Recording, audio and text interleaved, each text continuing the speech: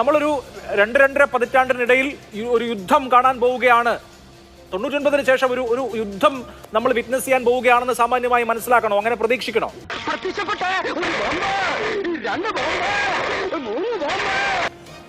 നമ്മളൊരു യുദ്ധം കാണുക എന്നുള്ളതെല്ലാം വൈകാരികമായിട്ട് നമ്മൾ സംസാരിച്ചു കഴിഞ്ഞാൽ നമുക്കത് പെട്ടെന്ന് പറയാം, എനിക്ക് തിരിച്ചടിക്കണം. ഇതിവിടെ ഈ ഒരു അമ്പലപ്പറമ്പിൽ നടക്കുന്ന ഒരു പൂരം പോലെയോ അവിടെയുള്ളൊരു അടിപിടി പോലെയല്ല അത്. അതല്ല ഉദ്ദേശം. ഞാൻ മാറി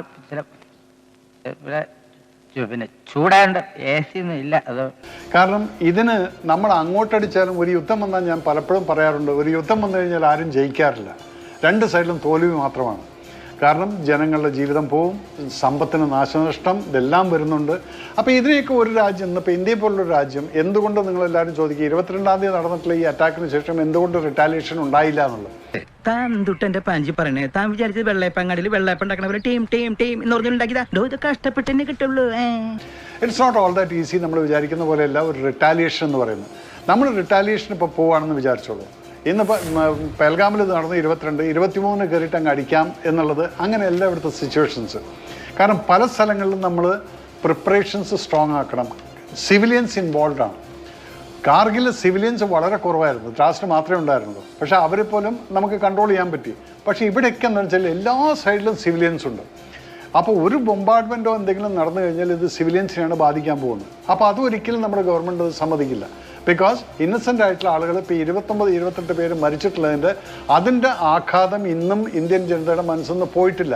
അപ്പം നിങ്ങളൊന്ന് ആലോചിച്ച് നോക്കൂ, ഒരു യുദ്ധം വന്നിട്ട് നിഷ്കളങ്കരായിട്ടുള്ള ആ വില്ലേജുകാർ മരിക്കാൻ നമ്മുടെ ഗവൺമെൻറ് ഒരിക്കലും സംഭവിക്കുക. അത് ഏത് ഗവൺമെൻറ്റാണ്?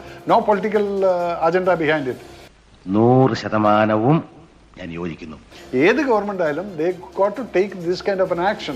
ദാറ്റ് ഈസ് വാട്ട് നമ്മുടെ ഇന്നത്തെ ഗവൺമെൻറ് എടുത്തിരിക്കുന്ന ആക്ഷൻ അതാണ്. അപ്പം അതെല്ലാം കഴിഞ്ഞിട്ട് ഇന്നിപ്പോൾ ഞാൻ ന്യൂസ് ഇപ്പോൾ കാണുന്ന സമയത്ത് എനിക്ക് ഏറ്റവും അധികം സന്തോഷം തോന്നിയത് എന്താണെന്ന് പറഞ്ഞു കഴിഞ്ഞാൽ, ആർമിക്ക് വിട്ടുകൊടുത്തു, you can take the decision എന്ന് പറഞ്ഞാൽ army is a right people to know ദായിരിക്കും എന്താണ് അപ്പുറത്തുള്ളത്, എന്തായിരിക്കും ഇതിൻ്റെ ആഘാതങ്ങൾ, അപ്പുറത്ത് നമ്മൾ എവിടെ അടിക്കണം, എന്തടിക്കണം. നിനക്കടിക്കണാന്ന് ഇടിച്ചു പൊളിക്കണ പന്നീനെ. പിന്നെ കാണാൻ പോകുന്നത് എനിക്ക് തോന്നുന്ന ഒരു സീൻ, ഈ പാകിസ്ഥാൻ ഒക്യുപ്പൈഡ് കാശ്മീരാണ് ഇവരുടെ എല്ലാം കൂറുള്ള മണ്ണ്. ഈ ടെററിസത്തിൻ്റെ കൂറുള്ള മണ്ണെന്ന് പറയുന്നത് പാകിസ്ഥാൻ ഒക്യുപ്പൈഡ് കാശ്മീരാണ്. അവിടെ എന്ന് വെച്ചാൽ ISIക്കാർ സപ്പോർട്ട് ചെയ്തിട്ടുള്ള ഇവരുടെ എല്ലാം ക്യാമ്പുകൾ ഇവിടെയാണ്. അപ്പോൾ ഈ ക്യാമ്പുകളെ തകർക്കാൻ നമ്മൾ പലപ്പോഴും ശ്രമിച്ചിട്ടുണ്ട്, പല പ്രാവശ്യം തകർത്തിട്ടുമുണ്ട്. പക്ഷേ എങ്കിലും പിന്നെയും അവിടെ വന്നുകൊണ്ടിരിക്കും. അവിടെ പാവപ്പെട്ട ജനങ്ങളെ പേടിപ്പിച്ചുകൊണ്ടാണ് ഈ പാകിസ്ഥാൻ ഇതെല്ലാം നടത്തിക്കൊണ്ടിരിക്കുന്നത്. എന്താണ് തുറച്ചു നോക്കുന്നത്? എന്നോട് കളിക്കാൻ ധൈര്യം അടിച്ചതിന്റെ ഏപ്പിളക്കുകളെയും കഴിവേറി. അതെ, അതാണ് പറഞ്ഞേ, ഞങ്ങളോട് രണ്ടാളോട് കളിക്കാൻ ആരുണ്ട്. അപ്പോൾ ഇപ്രാവശ്യത്തെ ഒരു മിലിറ്ററി മൂവ്മെൻറ്റ് നടക്കുകയാണെങ്കിൽ ഡെഫിനറ്റ് ആയിട്ടും there will be an intrusion in to the Pakistan occupied Kashmir. അങ്ങോട്ട് കയറിക്കഴിഞ്ഞാൽ അത് നടക്കുന്ന എവിടെയാണ്? പാകിസ്ഥാൻ ഒക്യുപ്പൈഡ് കാശ്മീർ എന്ന് പറയുന്നത് പൂഞ്ച് രജോറി സെക്ടർ കൂടെ കയറി കഴിഞ്ഞാൽ പെട്ടെന്ന് നമ്മൾ ലാഹോറിലേക്ക് എത്തും, ഇസ്ലാമാബാദിൽ. അപ്പോൾ ആ സൈഡിൽ വളരെയധികം കോൺഷ്യസ് ആയിട്ടായിരിക്കും അവിടെ പാകിസ്ഥാൻകാർ നിൽക്കുന്നത്. പക്ഷേ ഇപ്പുറത്ത് ഗിൽഗിറ്റ് ഏരിയ എന്ന് പറഞ്ഞാൽ കാർഗിൽ, അതിൻ്റെ അപ്പുറത്തുള്ള ഗിൽഗിറ്റ്, ഈ സ്ഥലങ്ങളിലെല്ലാം താഴത്തോട്ടിങ്ങ് വന്ന് ഷോപ്പിയാൻ ഏരിയ ഈ സൈഡിൽ നിന്ന് അങ്ങോട്ട് കിടന്നാൽ സിവിൽ ജനവാസത്തിന് വലിയ ഇമ്പാക്റ്റ് ഒന്നും വരില്ല. അപ്പം കോൺസെൻട്രേഷൻ എവിടെയായിരിക്കും? പൂഞ്ച് രജോറി സെക്ടറിൽ ഇന്ത്യയെ സംബന്ധിച്ചിടത്തോളം they got to protect the civilians. ഇപ്പുറത്ത് ഫ്രീ ആയിട്ട് കിടക്കുന്ന സ്ഥലത്ത് നമ്മൾ ഈ ഒരു ആക്സസിലുള്ള ഒരു അറ്റാക്ക് നടത്തി കഴിഞ്ഞാൽ നമ്മൾ ഇവിടുന്ന് കയറുന്നു എന്ന് കാണുന്ന സമയത്ത് ഡെഫിനറ്റ് ആയിട്ടും പാകിസ്ഥാൻ വിൽ തിങ്ക് ട്വൈസ്. അതാണ് ആർമിയോട് പറഞ്ഞത്. ഇനി നിങ്ങൾ തീരുമാനിച്ചോ. കാരണം നിങ്ങൾക്കറിയാം എവിടെയാണ് വീക്ക് പോയിന്റ് അവരുടെ, നമ്മുടെ സ്ട്രോങ് പോയിന്റ് എവിടെയാണ്. ഇതിനെ നമ്മൾ ഇനിയിപ്പോൾ പ്രൈം മിനിസ്റ്റർക്ക് ബ്രീഫ് കൊടുക്കുന്നതിനേക്കാൾ എല്ലാം പ്രൈം മിനിസ്റ്റർ കൊടുത്തിരിക്കുന്ന ആ ഒരു ഉത്തരവ് എന്നേക്കാൾ നന്നായിട്ട് നിങ്ങൾക്കാണ് അറിയുന്നത്. Because you are the ground soldiers. Take action because they know the information. പക്ഷെ ആ ഇൻഫർമേഷൻ ഉണ്ടെങ്കിലും അതിനെ പ്രാക്ടിക്കലി യൂസ് ചെയ്യേണ്ട ആർമിയാണ്. Army, air force basically and paramilitary forces. അപ്പോൾ ആ ഒരു മൂവ്മെൻറ്റ് നടക്കുന്ന സമയത്ത് ഡെഫിനറ്റ് ആയിട്ടും we are fully prepared to do it. But then let us not pray for a full-fledged war. Full-fledged war എന്ന് പറയുന്നത് എന്തായിരിക്കും? ഇത് ഈ പടക്കത്തിന് തീ പിടിച്ച പോലെ ആയിരിക്കും. അവിടെ നിന്ന് കത്തിച്ച് കഴിഞ്ഞിട്ട് അതിങ്ങനെ അങ്ങ് പോയി കഴിഞ്ഞാൽ അത് വരുന്ന എവിടേക്കാണെന്നറിയോ? ജമ്മു വിട്ട് പഞ്ചാബ് ബോർഡർ പോയി, പഞ്ചാബിൽ നിന്ന് രാജസ്ഥാൻ ബോർഡറിൽ വന്ന് അത് ഗുജറാത്ത് സെക്ടർ വരയ്ക്ക് വരും. എവിടെയെല്ലാം പാകിസ്ഥാൻ്റെ ബോർഡേഴ്സ് ഉണ്ടോ ഇവിടെയെല്ലാം. അതാണ് നമ്മുടെ ഇന്ത്യയുടെ എന്നല്ല, അവർ പിന്നെ ഡാമേജ് ആവും. Economically will be facing a big damage.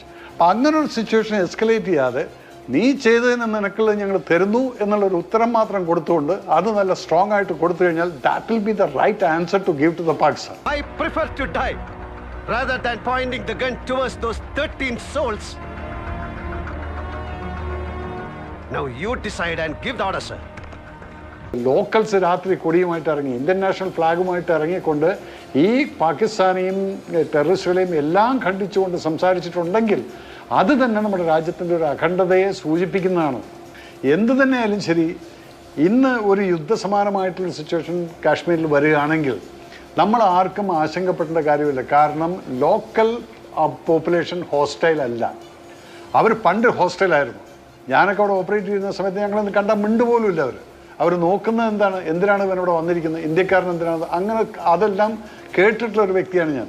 അതേ ഞാനിപ്പോൾ അവിടെ ചെല്ലുന്ന സമയത്ത് അവർ എയർപോർട്ടിൽ വരുന്നത് കൊണ്ടുവന്ന് അവർ വീട്ടിൽ കൊണ്ടുപോയി ചാപ്പാട് കഴിക്കും. അപ്പോൾ ഇതൊക്കെ നമ്മൾ കണ്ടുകൊണ്ടിരിക്കുകയാണ്. അപ്പോൾ അതുകൊണ്ട് ഒരു യുദ്ധസമാനമായ സിറ്റുവേഷൻ വന്നു കഴിഞ്ഞാലും ശരി, ബാക്കി ഗവൺമെൻറ് എന്ത് ഡിസിഷൻ എടുക്കുന്ന ഡിസിഷനിൽ ഞാൻ 100% എഗ്രി ചെയ്യണം. Because that is a right way to give the power to the army. ഈ അന്ധതയുടെ താഴ്വരയിൽ നിന്നും നീതിമാനെ കരകയറ്റുന്നവൻ അനുഗ്രഹീതനാകുന്നു. കാരണം അവൻ സത്യമായും അവന്റെ സഹോദരങ്ങളുടെ രക്ഷകനും വഴിതെറ്റിയ കുഞ്ഞാടുകളുടെ വഴികാട്ടിയുമാണ്.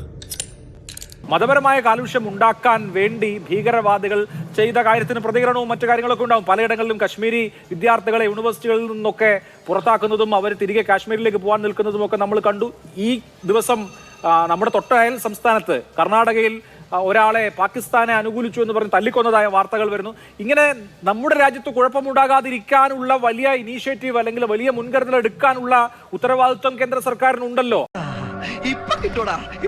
നോക്കൂ, ഇത് രാജ്യത്തിനെതിരെ നടന്നിട്ടൊരു ആക്രമണമാണ്, ഏതെങ്കിലും ഒരു മതവിഭാഗത്തിനെതിരെ ഒരു മതവിഭാഗം നടത്തിയിട്ടുള്ള ആക്രമണമല്ല എന്ന് ഒരു നിലപാട് രാജ്യം പൊതുവായി സ്വീകരിക്കുന്ന സമയത്തും ഇത് ഒരു മതവിഭാഗത്തിനെ മാത്രം പ്രീതിപ്പെടുത്താൻ വേണ്ടിയിട്ട് അവർക്കെതിരെ ഏതോ തരത്തിലുള്ള ആക്രമണം നടക്കുന്നു, അവരെ ഡിഫെൻഡ് ചെയ്യാൻ ഞങ്ങൾ മാത്രമേ ഉള്ളൂ എന്നുള്ള രീതിയിൽ ഈ നിലപാടുകൾ സ്വീകരിക്കുന്ന ആരാണ്? ഇപ്പോൾ രാജു പി നായർ ഈ ചർച്ചയിൽ പറഞ്ഞു നോക്കൂ, ലണ്ടനിലെ ഹൈക്കമ്മീഷന് മുന്നിൽ പോയിട്ട് ഐ ആം എ ഹിന്ദു എന്ന് പറഞ്ഞിട്ട് കാർഡ് ഉയർത്തിയിട്ടുള്ള ആളുകൾ ഹിന്ദു വർഗീയവാദികൾ, ഹിന്ദു തീവ്രവാദികൾ എന്നാണ് അദ്ദേഹം വിളിച്ചത്.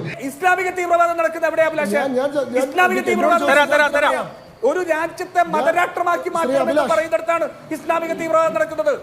ഒരു രാജ്യം, സിറിയ ഉൾപ്പെടെ മറ്റു രാജ്യങ്ങൾ, മുസ്ലിം രാജ്യങ്ങൾ ഉൾപ്പെടെ ഇസ്ലാമിക രാഷ്ട്രമാക്കി മാറ്റണമെന്ന് പറഞ്ഞ് നടക്കുന്ന ആക്രമണങ്ങളും പ്രവർത്തനവുമാണ് ഈ ഹിന്ദു എന്താ പറയുക മുസ്ലിം മതവർഗീയത, തീവ്രവാദ.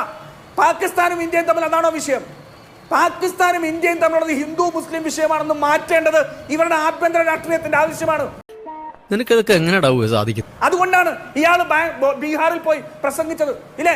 ഈ രാജ്യത്തോട് അഭിസംബോധന ചെയ്യാതെ, സർവകക്ഷി യോഗത്തിൽ പങ്കെടുക്കാതെ, ഈ രാജ്യത്തിന് ആത്മവിശ്വാസം കൊടുക്കാതെ, ഈ രാജ്യത്ത് ഒരുമിച്ച് നിൽക്കണം എന്ന സന്ദേശം കൊടുക്കാതെ ബീഹാറിൽ പോയി തെരഞ്ഞെടുപ്പ് യോഗത്തിൽ പ്രസംഗിച്ചത് ആയുധമാണെന്ന് ബോധ്യമുള്ളതുകൊണ്ടാ. ശ്രീ രാജു പി നായർ, നിങ്ങൾ കണ്ണടച്ചതുകൊണ്ട് ലോകത്തിന് മുഴുവൻ ഇരുട്ടാവില്ല. ഇന്ത്യ പാകിസ്ഥാൻ വിഭജനം ഉണ്ടായത് തന്നെ മതത്തിന്റെ അടിസ്ഥാനത്തിലാണ്.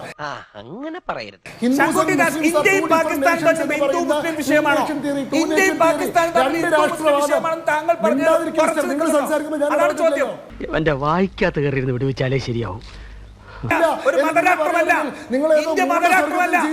പാകിസ്ഥാൻ മതരാഷ്ട്രമായിരിക്കാം, അവർക്ക് അതിന് ഇതുണ്ടായിരിക്കാം, പക്ഷേ ഇന്ത്യയും പാകിസ്ഥാനും